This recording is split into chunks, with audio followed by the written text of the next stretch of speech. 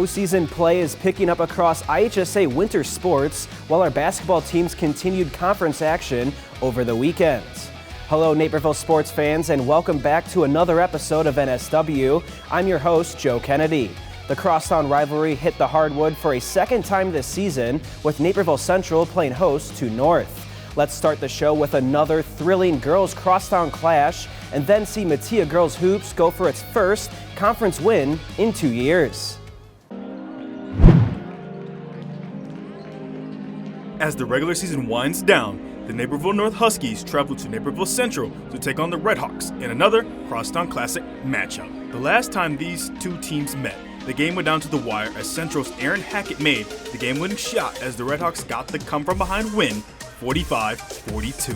Early in the game for the Redhawks, Emily Moran finds Tessa Williams open behind the line in the corner for the first 3 points of the game. Moments later, North runs its offense as Sam Kelly hands the ball up to Natalie Frembach, who scored her 1,000th career point earlier in the week, as she adds 3 more to her total. After a fast opening minute, the game is tied up at 5-5. Nearing the halfway mark of the quarter, Redhawks on offense, Moran swings the rock down low to Annabelle Kritzer, attacking the basket while drawing a foul on the Husky defense. North leads 9-7. Closing moments in the first quarter, the North defense gets a stop and turns on the Jets. Kelly finds Mia Podkasik in transition, converting on the contested layup. Going into the second quarter, North leads 22-14. Beginning stages of the second quarter for North, looking to extend their lead by double digits. Ava Podkasik finds Frembach, who takes another long-range 3-ball, knocking it down. North leads 25-14. Just over 2 minutes into the quarter after recovering the loose ball, Frembach passes to Smith on the wing, who attacks the basket. Smith finds Emma Gilvitis, knocking down the mid-range jump shot. North leads 27-16. With under 2 minutes until halftime, the Huskies still maintain a double-digit lead. Williams gets the rebound for the Redhawks, pushing the pace for their offense. Kritzer keeps the ball in play and finds Hackett, who splits 2 defenders and gets the floater to drop while drawing the foul for the 3-point play. The Redhawks trail 31-19. Late in the quarter for Central, Moran misses the 3-point attempt, but the ball remains with the Redhawks as they look to capitalize. Kritzer finds Moran at the top of the key, knocking down her second 3-point shot of the half. After a Husky buzzer beater, the Redhawks trail 38-22 going into the second half. 2 minutes into the third quarter, the Redhawks are looking to go on a run to cut into the Husky lead. Central shows good ball movement as Williams finds Hackett, who knocks down the 3 from downtown. North leads 38-25. On the next Husky possession, Smith finds Anna Richards, who knocks down the 3-point attempt to bring the lead back up 16, making the score 41-25. Minutes later for the Huskies, Frembach attacks the lane before finding Ava Podkasik near the free throw line. Podkasik finds Gilvitis in the corner as her 3-point attempt finds the bottom of the net to go up 46-32. Going into the final quarter, the Huskies lead 48-36. To start the final quarter, the Redhawks come up with multiple defensive stops, erasing their double-digit deficit. Hackett passes the ball to Kritzer in the post.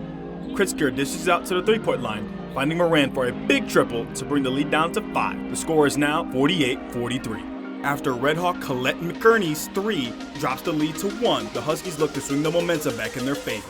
Kelly finds Richards wide open off the screen as she knocks down the huge 3-point shot to make it a 2-possession game, 52-48, with 4 minutes remaining. Looking to put the game away for the Huskies, Ava Podkasik cuts to the basket for the layup, but is blocked by Kritzer.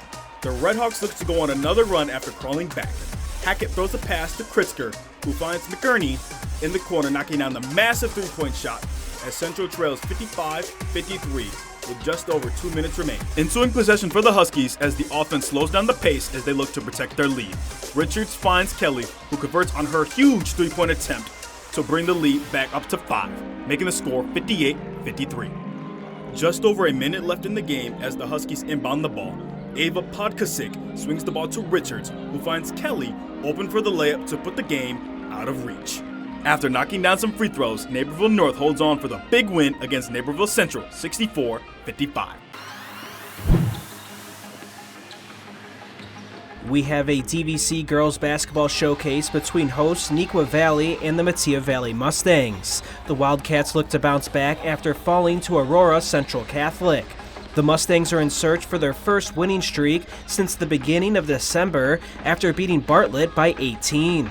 About 4 minutes in, the Wildcats get the board, and Alexis May throws a deep pass to Taylor Dobry for the easy 2 points. The Wildcats go ahead 4-3 early on.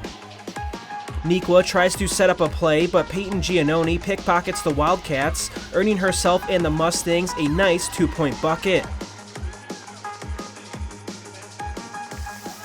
On a scramble for the rebound, the Mustangs get the second chance opportunity, and Jalen Cutts converts for 2 down low. We end the first all tied at 7. In the second, Wildcat Nalia Clifford gets the inbound steal and the fast break score as the Wildcats lead 11-8. The Wildcats look to keep the scoring attack open as Taylor Dobry attacks the basket, earning herself 2 points. The Mustangs seek to end their scoring droughts and do so as Jalen Cutts knocks down a 3-pointer. Nikwa still leads 14-11. Teammate Arena Hammonds finds her first points of the game as she knocks down the last points of the first half. Her 3 ties this one up at 14. As the third quarter gets underway, Wildcat Emerson McManus hits a nice step-back 3 to open things up. However, Hammonds responds to McManus with a 3-pointer of her own as we're tied at 17. The Wildcats leave Mustang Annie Burke wide open for 3, and she knocks it down. About 5 minutes into the third, the Mustangs lead 20-17. Nikwa sets up a play on offense, finding Vlara Maliki inside for 2. Her score puts Nikwa back within 1. Metea works the ball around the perimeter, and the Wildcats still don't learn from their mistakes as Burke is open again for the easy 3. Metea leads 25-18. After the Mustang basket, Wildcat Olivia Beeman drives and attacks the basket for the 2 points. On this long inbounds play, it's Giannone who gets this tough and 1 bucket to drop. Beeman looks to provide again for the Wildcats, and she does with this step-back 3-pointer. After an offensive third quarter compared to the first half, the Mustangs still lead 29-25. Starting off the fourth quarter, and after a Wildcat miss, Dobry gets the offensive rebound and scores the first points of the fourth. However, the Mustangs catch the Wildcats sleeping and break the press. Hammonds finds herself to the basket for the easy layup. The Mustangs show no signs of slowing down anytime soon as Giannone attacks the paint for the floater. The Mustangs lead 35-29. Late in the fourth, the Wildcats look for some life and get some as Dobry knocks down a 3-pointer. However, they're still down by 5. Metea then breaks the press, and Cutts lays one up and in for the dagger. Metea Valley takes it by the final score of 43-36. They earn their first DVC win since January of 2023. Metea Valley bowler Sydney Lewis gave us our first and still only perfect game captured live in Naperville Sports Weekly history. 4 years later, the Mustang is president of Illinois State Bowling and will soon graduate with plans to become a teacher. We have more on Lewis after the break. Okay, 500 deluxe garden gnomes. Wow. I only meant to order 5. There's not enough money in my account for these. I'm gonna get charged. 2 things I just can't deal with: overdraft charges and garden gnomes. But your BMO Smart Advantage checking account gives you an extra day to avoid an overdraft fee. Nice to see a bank cutting people some slack. Well, mistakes happen, and we give you time to correct them. So you don't like gnomes, huh? What about that one? That one I like a lot. When it comes to interest rates, it seems the Fed only knows one direction, up. That's not fair. If you're fed up with high rates, head over to Fair Oaks Ford. You can get 0.9% APR financing for 66 months. Now that's fair. Plus, you'll get what J.D. Power called the best customer experience in the business. Fair Oaks Ford on Ogden Avenue in Naperville. You've got a friend in the car business. Shop online 24/7 at fairoaksford.com. Sydney Lewis is among the best Naperville bowlers over the past 10 years and gave us our lone perfect game ever recorded on NSW.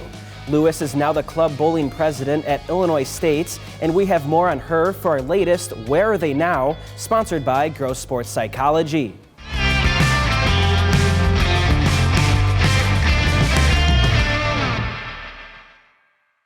Metea Valley Bowling Alum Sydney Lewis gave us our first and still only perfect game in Naperville Sports Weekly history. 4 years later, the Mustang is president of Illinois State Bowling and will soon graduate with plans to become a teacher. I wanted to bowl, and I knew ISU had that, but I also knew that it wasn't an official team, so we're just a club team. But I really wanted to put my education first, so that's why I chose to come to school at ISU instead of going to a bowling school. Despite being one of the top bowlers in the IHSA for several years, the transition from high school to college bowling is far from easy. In high school and most casual bowling settings, lanes are set to a standard house pattern. When Lewis arrived at ISU, she was introduced to a more challenging sports pattern for the first time. So high school was a lot easier and those scores were pretty high, and you get to college and then you're like, oh, this is really hard. I'm not great at this. Another adjustment was the coaching. After 4 years under the guidance of Metea coaches Kristen Mansmith and Todd Ridgway, Lewis suddenly had to figure things out on her own. ISU's club bowling team is 100% student-led, meaning there are no official coaches, but that hasn't stopped Lewis from hitting her mark. And then not having a coach to help me through that adjustment was super hard, but this year I feel like I finally figured it out. It only took me 2 years to figure it out, but I finally figured it out. Lewis is thriving on the lanes and leads all ISU women's bowlers in scoring this season, averaging 184 per game. I had my first all-tournament team placement this year, so that's top 5 in a tournament, which has been a goal of mine. I really wanted to get that. The talent on the lanes was always there. It was just a matter of adjusting to the new challenges. At Metea, Lewis placed in the top 11 twice at the state meet. Getting to go to state my senior year and going out with a bang was really nice, and it kind of just brought everything together that we've been working really hard for. Now at ISU, Lewis is grateful for the community she's found at the club. It makes you feel like you have a family, even though you're not at home. It makes school so much better too. You have this built-in group of people that you see all the time. And yes, you may fight, you may argue, but you're all still a group and you come together. This spring marks Lewis's final semester on campus at ISU before she returns home to finish student teaching. She'll graduate in the fall of 2025 and plans to teach at the 3rd to 5th grade level. Coaching could also be in her future. For Naperville Sports Weekly, I'm Joe Kennedy. 2 Naperville area schools made it to the IHSA State Dance Finals on Saturday afternoon. One team brought home some hardware, and we'll have more after the break. Local news is your lifeline. Let the Daily Herald help you navigate your world with solid reporting, good advice, and a much-needed diversion or two. We live in a safe community, but not a crime-free community. If you see something, say something. Be a Naperville Crime Stopper.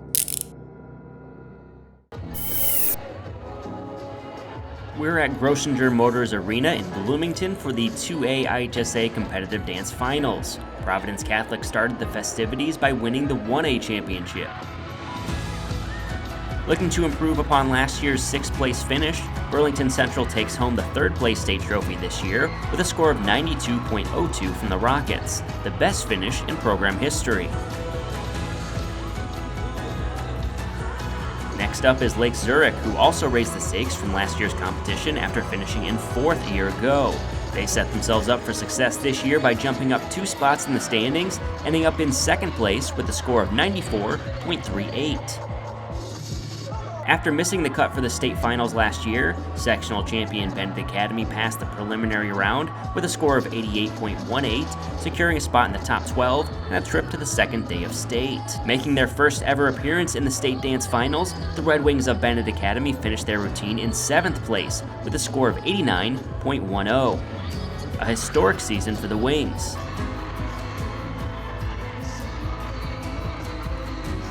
This year, the top performance comes from the Geneva Vikings. After a third-place finish in 2024, Geneva took home the top prize in 2A with a score of 96.86, with big smiles all around for the victors.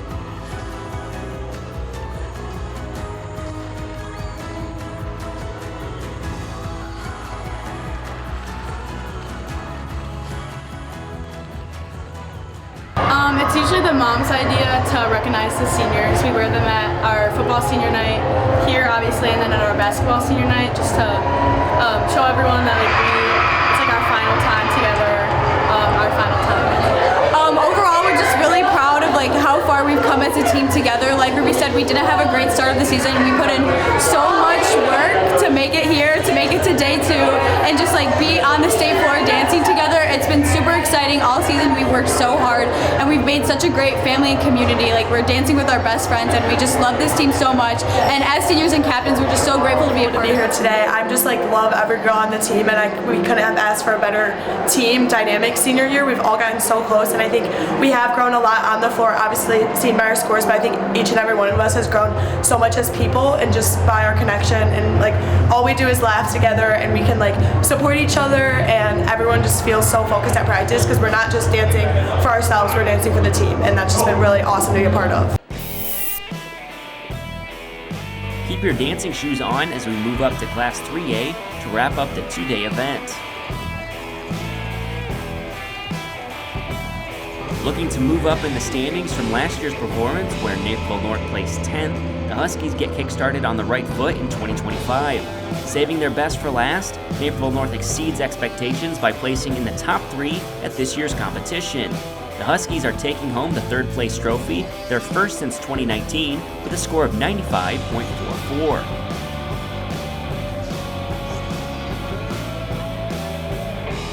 Defending state champion Stevenson is looking to make it back-to-back titles. It's another strong routine for the Patriots. With a score of 95.88, Stevenson edges out Naperville North, but finishes as the 3A runner-up.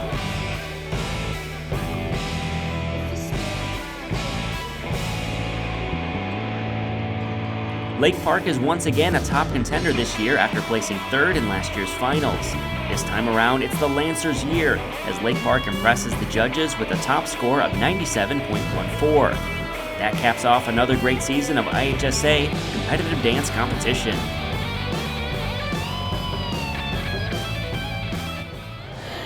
So obviously we are super excited to have earned 3rd place after being 10th on the floor last year. This is all credits to our amazing coach and all the support that we get from our school and from our families. And of course, I want to thank my team.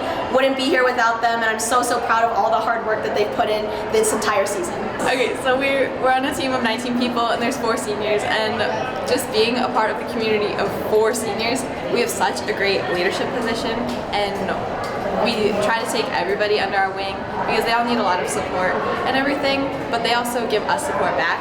And it's just been so much fun to be a senior on this team with these 3 amazing people. Being a guy on this team is literally no other.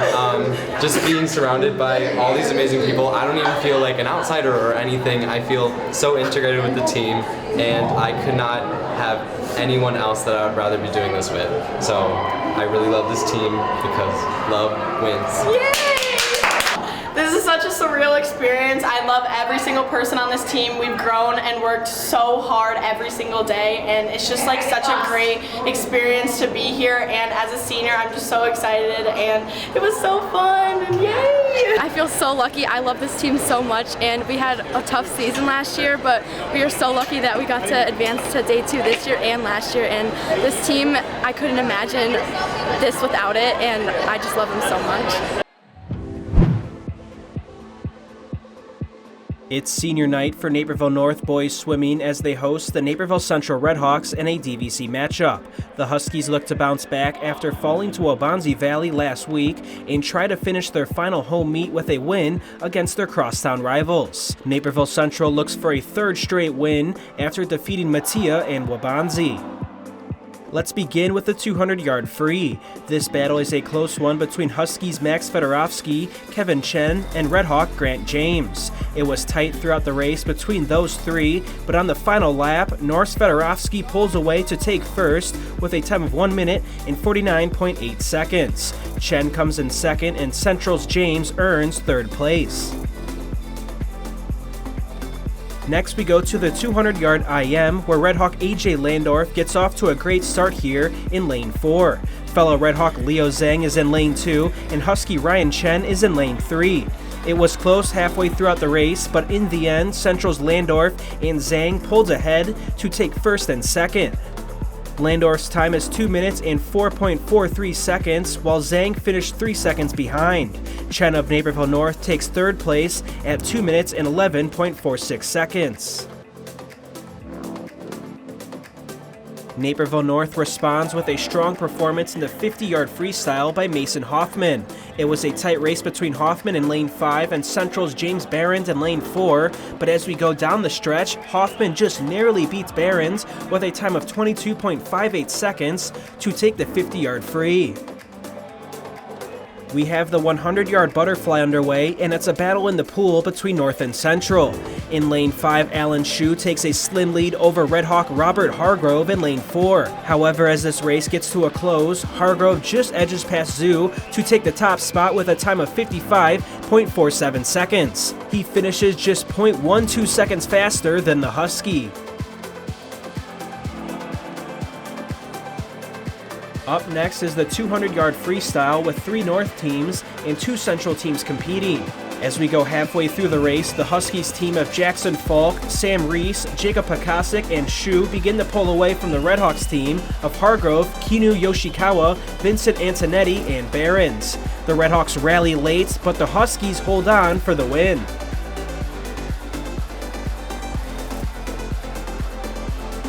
We got 2 more races to go, with the 100-yard breaststroke up next. This race is a close one from the start as Central's Hargrove and North's Hoffman battle for the top spot. As we go towards the end, it's the senior Hoffman for the Huskies who defeats Hargrove with a time of 59.69 seconds.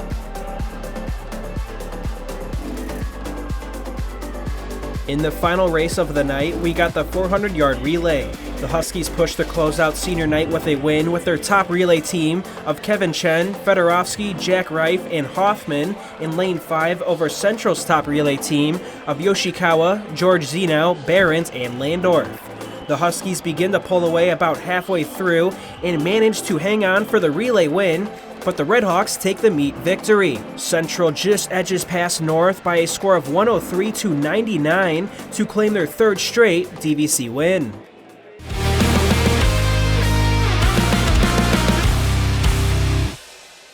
This week's Boys Play of the Week comes from the pool as Robert Hargrove narrowly beats out a Husky in the 100-yard butterfly. In lane 5, Shu takes a slim lead over Hargrove in lane 4. However, as we get close to the finish line, Hargrove just edges past Zhu to take the top spot with a time of 55.47 seconds, beating him out by just 0.12 seconds. We'll see the finish at the wall again as the Redhawks just beat North by the score of 103-99. Hargrove's finish helps Central to the crosstown win. Let's close out this week's show with our lone girls wrestling regional as 5 Naperville area schools were represented at Hinsdale South. Okay, 500 deluxe garden gnomes. Wow. I only meant to order 5. There's not enough money in my account for these. I'm gonna get charged. 2 things I just can't deal with: overdraft charges and garden gnomes. But your BMO Smart Advantage checking account gives you an extra day to avoid an overdraft fee. Nice to see a bank cutting people some slack. Well, mistakes happen, and we give you time to correct them. So you don't like gnomes, huh? What about that one? That one I like a lot. BMO. 2 dealerships, side by side, identical in every way. What makes the difference? The experience. That's why more people choose Fair Oaks Lincoln. Incredible selection, knowledgeable salespeople, and a world-class experience you can't find anywhere else.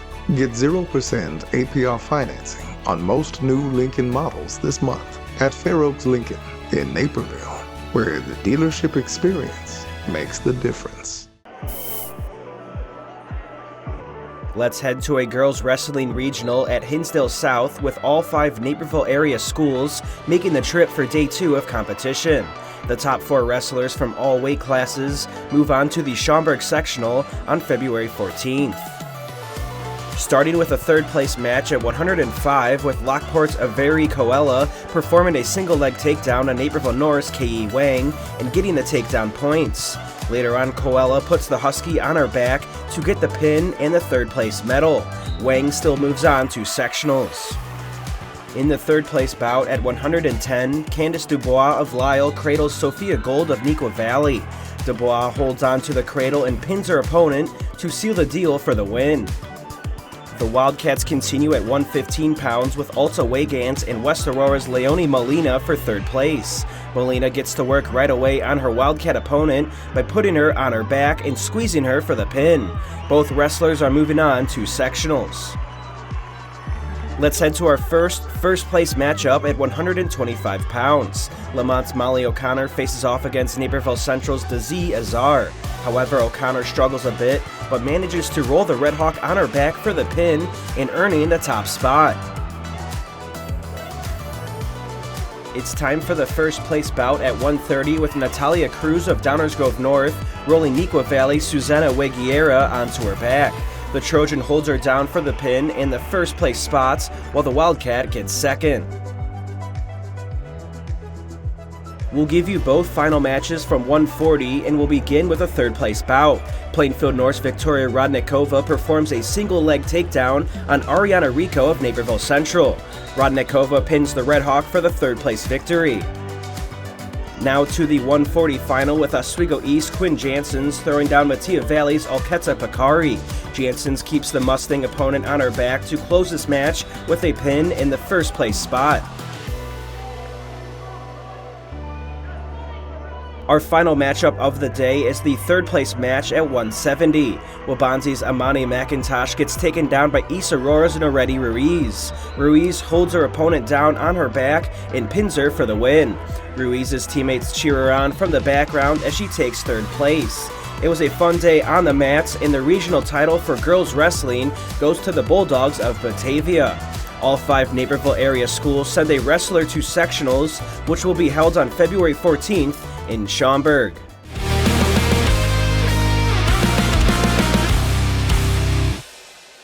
Metea Valley girls basketball took down Metea Valley, and junior Annie Burke connects on 2 big threes to help build on their lead. In the third quarter, we're all square at 17, but the Mustang has something to say about it. Burke is left open for 3 and knocks it down. Moments later, she gets herself open in the corner and nails the catch and shoot 3. That makes it a 25-18 ball game and let's see the shots a couple more times. Metea defeats Nigwa 43-36 and earns their first DVC win since January 2023. Thanks for tuning in to another episode of NSW. Next week will include more postseason action as basketball is the only sport not in the playoffs. You can find all our highlights, feature stories, and community sports on nctv17.org. You can also find us across all social media platforms at nctv17. For Naperville Sports Weekly, I'm Joe Kennedy, and we'll see you again next week.